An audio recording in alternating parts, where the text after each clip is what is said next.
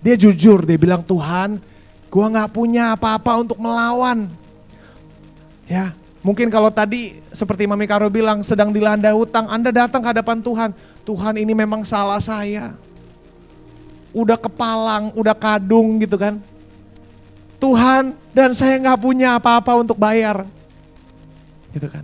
Tuhan, ini udah bagaimana lagi? Tapi Tuhan, aku bergantung kepadamu. Tapi jangan udah gitu terus buat lagi yang baru ya.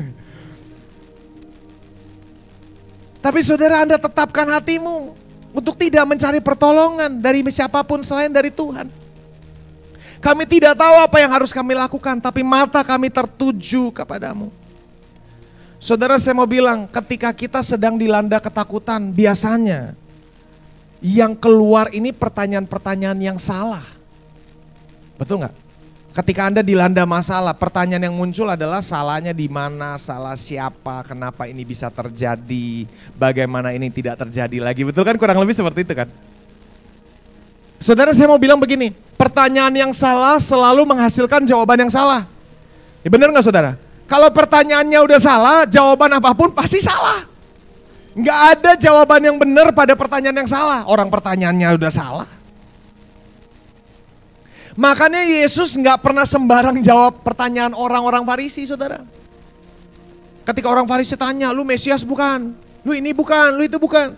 Yesus nggak pernah mau jawab, kenapa? Pertanyaan lu udah salah, males gue jawab gitu kan. Karena Yesus bilang, kalau gue jawab pertanyaan yang salah, gue juga salah. Pertanyaan yang salah selalu menghasilkan jawaban yang salah. Nggak ada jawaban yang benar untuk pertanyaan yang salah, saudara. Jadi yang perlu kita sebenarnya koreksi untuk mendapat jawaban dari Tuhan, pastikan kita menanyakan pertanyaan yang benar. Jangan pertanyaan salahnya di mana, salahnya siapa, ininya kenapa begini, kenapa. Itu bukan pertanyaan yang akan membawa jawaban dari surga. Itu bukan pertanyaan yang akan mencerahkan Anda. Itu bukan sebuah pertanyaan yang akan memerdekakan Anda. Makanya biasanya ditanya seperti itu, surga diem. Surga akan diem. Kenapa? Saudara, saya mau bilang pertanyaan-pertanyaan yang seperti kayak contohnya siapa yang salah, ini kenapa, segala macam begitu. Saudara, saya mau bilang tidak pernah ada jawaban yang memuaskan untuk pertanyaan yang seperti itu. Seandainya Anda tahu salah siapa, Anda bukankah akan jadi timbul permasalahan baru? Sekarang jadi permasalahan bagaimana saya mengampuni. Sekarang jadi permasalahan bagaimana saya tidak kepahitan. Ya kan? Permasalahan bagaimana saya tidak kecewa. Salahnya kenapa? Yang ada malah kita menghadapi tuduhan demi tuduhan demi tuduhan. Saudara, saya mau bilang ketika permasalahan berat datang, saudara. Menurut saya jangan cari kambing hitam. Jangan tanya kenapa. Menurut saya itu gak penting. Bukannya gak boleh sih. Tapi itu gak penting. Yang harus Anda tanyakan sekarang ke hadapan Tuhan. Tuhan, apa bagian saya? Tuhan, apa yang kau mau aku lakukan? Tuhan, apa yang sedang engkau lakukan? Tuhan, bagianmu di mana? Anda mengarahkan hati kepada Tuhan. Ya. Saudara, saya masih ingat seperti Ayub contohnya. Ketika dilanda permasalahan, yang ditanya, Tuhan begini, Tuhan begitu, kemana Tuhan? Nanti gua akan tanya dia. Dan saya suka bagaimana Tuhan menjawab Ayub. Dia menjawab Ayub, tidak menjawab pertanyaannya, tetapi mengingatkan Ayub tentang keilahian Allah. Kemana engkau ketika aku menciptakan Lewiatan? Kemana engkau ketika aku menciptakan ini segala macam? Lu di mana? Dalam arti begini, saudara, kita jangan lupa bahwa Allah yang kita sembah tetap adalah Allah yang ilahi, saudara, yang menciptakan semuanya, keperkasaannya tiada banding. Saudara, jadi ketika contoh seringkali ketika kita berdoa untuk yang sakit, yang kita tanya kenapa gak sembuh? Kenapa doa saya gak dijawab? Kenapa Tuhan gak tolong? Kenapa Tuhan tidak intervensi? Saudara, jawabannya seperti itu gak akan pernah dijawab sama surga. Kenapa? Karena jawaban yang seperti itu, saudara, gak ada di database-nya surga. Pertanyaannya salah. Kenapa gak sembuh? Kenapa gak dijawab? Kenapa Tuhan gak intervensi? Kenapa pandemi gak begini? Saudara, kalau mau tanya begitu, tanya teolog gitu. Kalau tanya Tuhan gak bakal dijawab yang kayak begitu. Karena surga gak ada database pertanyaan kayak gitu. Pertanyaannya udah salah. Saudara, yang selalu akan Tuhan jawab adalah seperti Allah menjawab Ayub. Mengingatkan dirinya akan keperkasaan Allah. Kita ini manusia. Kita ini manusia. Kita ini ciptaan yang harusnya bergantung sepenuhnya sama Tuhan. Saudara perhatikan ketika rasa takut melanda. Biasanya muncul panik, ketakutan, kecemasan. Yang pasti umum sih muncul panik, saudara. Dan biasanya ketika panik, saudara, kita salah mengartikan panik artinya peduli. Memang betul panik, ya kan kalau Anda panik, Anda kan pengen orang ikut panik sama Anda gitu. Kalau ada yang panik sama-sama rasanya seneng, wah lu sama-sama peduli ya sama gue. Ya kan. Kalau kita ngelihat kita lagi panik, waduh mana ya. Terus suami kita tenang aja, rasanya gak peduli kan. Karena seringkali ketika kita sedang dilanda ketakutan, kita mengartikan panik sama dengan peduli. Kita mau dia ikutan panik, baru kita yakin dia peduli. Tapi saudara saya mau bilang, dua orang yang panik tidak akan pernah menghasilkan jalan keluar. Kalau Anda panik, Anda perlu ditolong sama orang yang tidak panik. Itu aja menurut saya saudara. Ya. Nah masalahnya saudara, seringkali kita mengaplikasikan ini juga kepada Tuhan. Tuhan saya lagi panik, kok lu gak panik? Ketika murid-murid Yesus sedang digoncang angin kanan kiri saudara. Murid-muridnya nanya ke Yesus, guru lu gak peduli gue binasa gitu kan. Gara-gara apa? Mereka semua panik, Yesus tidur. Mereka semua panik, Yesus mungkin lagi ngapain gak tahu deh gitu kan saudara. Tidur nyantai. Karena dia lihat Yesus nyantai dan tidak ikut panik, mereka langsung menerjemahkan sikap Yesus sebagai tidak peduli. Dan ini yang terjadi saudara. Tapi saudara saya mau bilang, Anda tidak mau punya Allah yang panikan kayak Anda. Betul gak saudara? Pernah gak sih Anda telepon unit gawat darurat gitu kan? Ya, ketika Anda telepon UGD gitu kan, Anda mau orang yang ditelepon sebenarnya tetap tenang dan gak panik. Kalau Anda panik, wah tolong saya gak bisa napas. Terus coba ya saudara, Anda telepon, suster, dokter tolong saya gak bisa napas. Terus dokter gini, aduh mati gua gimana ya, mati gua. Anda tambah panik. Anda mau orang yang menjawab teleponnya, baik ibu tenang dulu, ibu tenang ya kan. Setia kan nenangin gua. Anda panik, dia panik, bingung loh saudara. Terus Anda ke dokter, sampai di UGD. Aduh dokter tolong saya, dokter gemeteran, aduh gimana. Anda panik tambah gitu saudara, betul gak? Anda jadi makin takut. Saudara saya mau bilang, Anda gak mau punya Allah yang ketakutan kayak Anda. Seandainya kita ini penakut, setidaknya Anda boleh yakin, Anda boleh tenang karena Anda punya Allah yang gak pernah panik. Kita mungkin panik sama pandemi, Allah gak panik. Kita mungkin panik segala sesuatu sedang terjadi, kenapa ini terjadi, kenapa begitu, kenapa begini. Saudara saya cuma mau bilang, selalu ada jalan yang Allah sediakan buat kita, selalu. Selalu, jangan tanya pertanyaan yang salah, tapi ingatkan dirimu akan perlindungan Allah yang sampai hari ini masih bisa kamu alami. Ingatkan dirimu akan penyediaan Allah yang sampai hari ini masih kamu nikmati. Saudara jangan tanya kenapa, karena nggak bisa dijawab juga saudara, itu nggak bisa dijawab dan nggak akan dijawab sama surga. Kenapa? Pertanyaannya udah salah. Ya. Anda mau Allah yang stabil, Anda mau Allah yang selalu bisa beri solusi. Saudara Yosafat tidak menyangkal rasa takut yang dialami.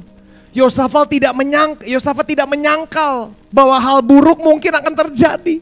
Tapi Yosafat tahu bahwa yang dapat memberi solusi hanya Tuhan.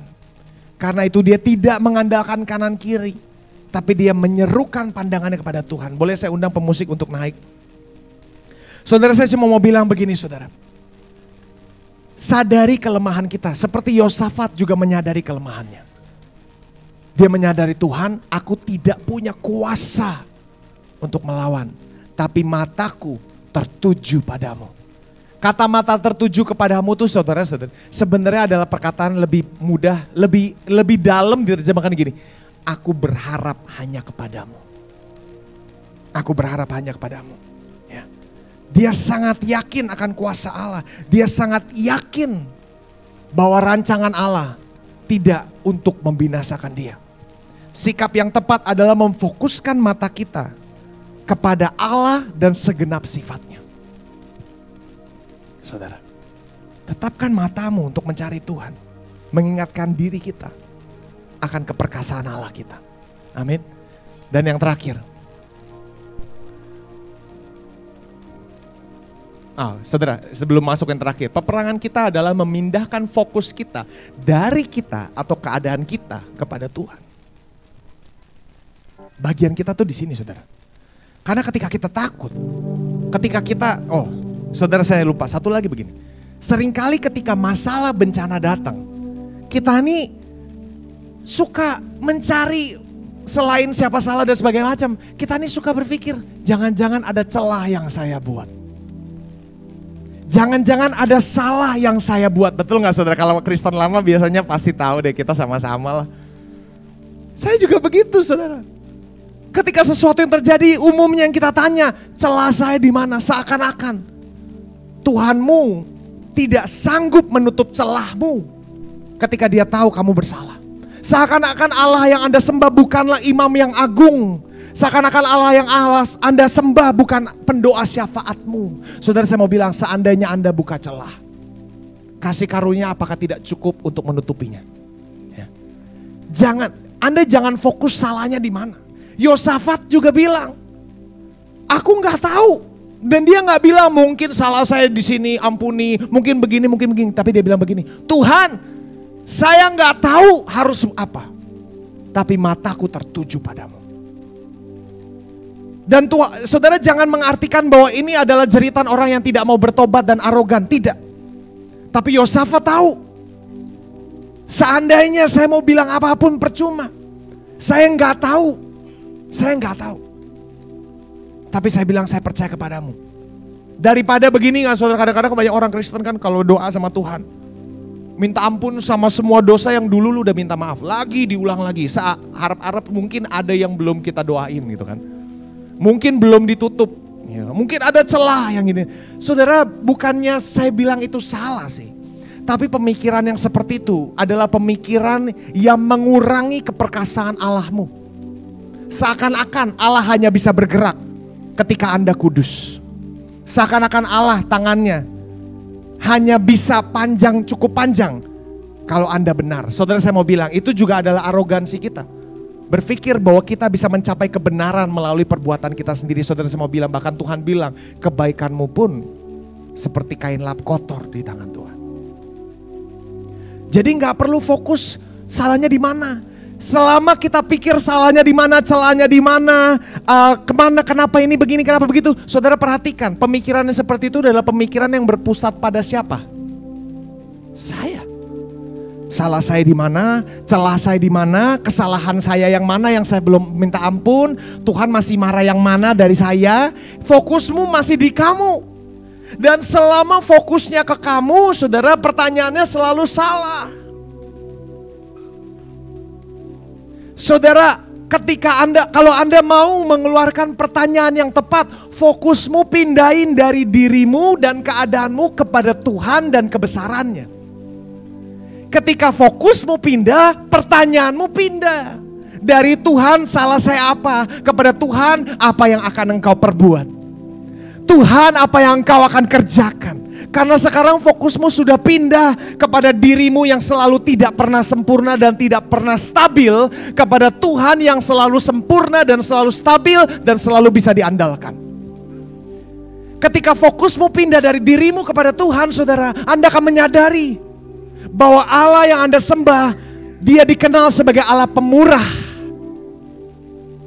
Allah yang menyuruh kita memaafkan orang yang bersalah kepada kita. Nggak mungkin Dia adalah Allah yang tidak memaafkan kesalahanmu, tidak mungkin. Kalau Anda berkata kesalahanmu sudah tidak bisa diampuni, saya mau bilang itu kebohongan. Tuhanmu tidak seperti itu. Jadi stop fokus kepada diri sendiri, salahnya di mana, celahnya di mana. Saudara, saya mau bilang nggak ada guna. Kecuali Roh Kudus yang singkapkan. Dan biasanya penyingkapan Roh Kudus itu baru diberikan ketika fokusmu kepada Tuhan. Mungkin nanti ketika Anda sedang fokus kepada Tuhan, Roh Kudus ingatkan, kamu belum beresin yang ini. Beresin. Nah, beresin.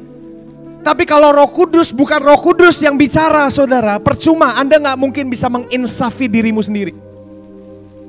Karena manusia tidak mampu bertobat dengan kekuatannya sendiri, saudara. Yang bisa membawa pertobatan sesungguhnya adalah Roh Kudus. Kalau enggak, manusia kalau mau disuruh bertobat, biasanya bertobatnya asal-asalan. Ampuni ini Tuhan, ampuni itu Tuhan, ampuni ini, ampuni itu. Sampai semua yang gak pernah lu lakuin pun lu sebut, siapa tahu pernah terjadi. Itu bukan keluar dari roh. Dan pertobatan yang tidak keluar dari roh, hanyalah pertobatan yang keluar dari rasa takut terhadap pemikiran karakter Allah yang salah.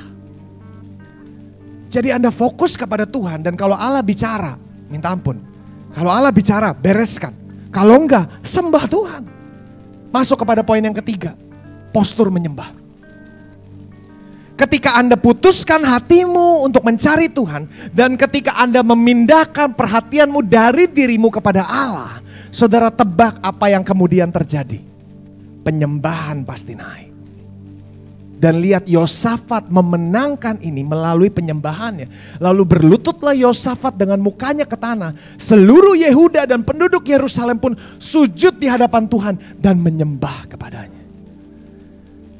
Pasti. Kalau saudara tanya bagaimana menyembah? 2 langkah tadi. Putuskan hatimu untuk mencari Tuhan. Arahkan matamu kepada Tuhan.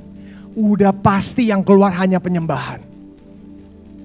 Saudara, kalau Anda berdoa dan Anda selesai berdoa tetapi Anda tetap merasa berat, berarti Anda belum berdoa tadi, Anda baru mengeluh. Kalau Anda berdoa, selesai Anda berdoa, Anda akan mengalami kesegaran, Anda akan dikuatkan, Anda akan berasa kuat. Kenapa? Karena di dalam tinggal tenang terletak kekuatanmu. Kalau Anda berdoa dan Anda keluar tetap depresi, Anda gak lagi berdoa tadi. Tapi pastor, saya doanya sejam tadi. Iya, tapi sejam kamu cuma mikirin dirimu sendiri. Makanya keluar tetap berasa stres. Jadi kamu cuma sejam sebenarnya cuma mengasihani diri, gak berdoa. Karena di dalam doa ada kuasa. Saudara, saya mau bilang, Anda mengeluh 1 jam di hadapan Tuhan dibandingkan dengan Anda berdoa 5 menit tetapi berdoa sungguh-sungguh, hasilnya akan lebih powerful Anda berdoa 5 menit.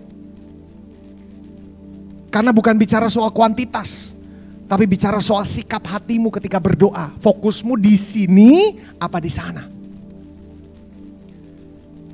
Saudara, ini yang saya mau ingatkan. Tuhan gak pernah bergerak bergantung kepada performamu, gak pernah. Tuhan selalu bergerak, saudara, ketika ada iman. Dan iman itu kan baru muncul ketika matamu kepada Tuhan, bukan kepada dirimu. Kalau dilihat diri sendiri gak bakal ada iman.